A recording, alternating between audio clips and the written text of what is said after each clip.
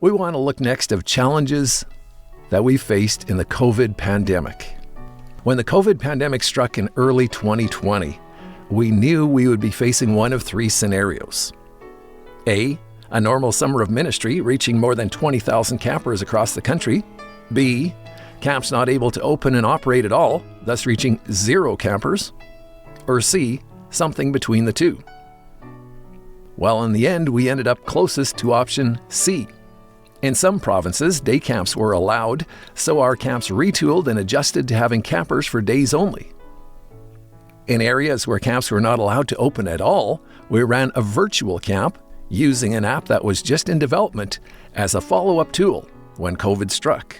Some camps, such as Camp Livingstone, ran family camps where families stayed together, did work projects together, ate together, but were able to enjoy camp activities and chapels and campfires as well.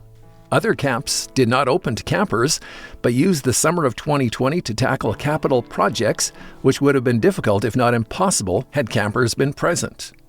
Here now is a breakdown of how ministry was done across the country. 50% of our camps ran day camps. 28.3% ran virtual camps. 8.7% ran both virtual and day camps. 13% did other, such as a building project. Here now the numbers.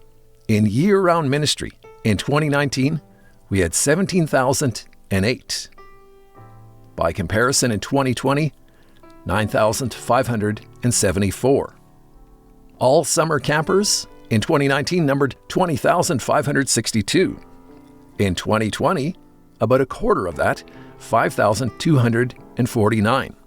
An interesting side note is how many day campers we had. In 2019, we had 2,332, but in 2020, we had 3,539. So the challenge, due to overnight activities not allowed at camps, the two key sources of our revenues were removed. Number one, rentals. No overnight rentals were allowed, so funding from retreats and gatherings was lost. Number two, camper fees. Due to no overnight camps being permitted, a huge amount of revenue received as camper fees was lost.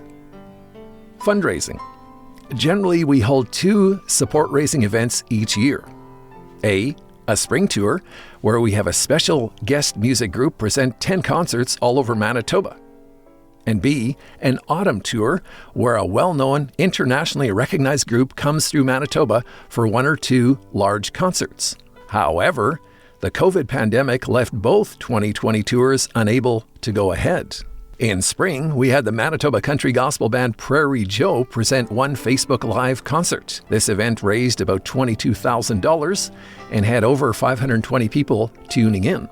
And while we rejoice with the success of the event, it was a far cry from the usual concert tour attendance of 2,000 plus and offerings totaling closer to $60,000.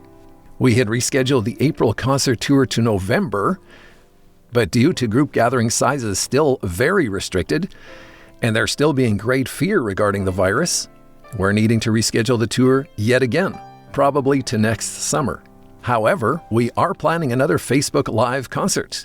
This concert is coming up Sunday, November 8th, 7 o'clock Eastern Standard Time. Here's a video to tell you all about it.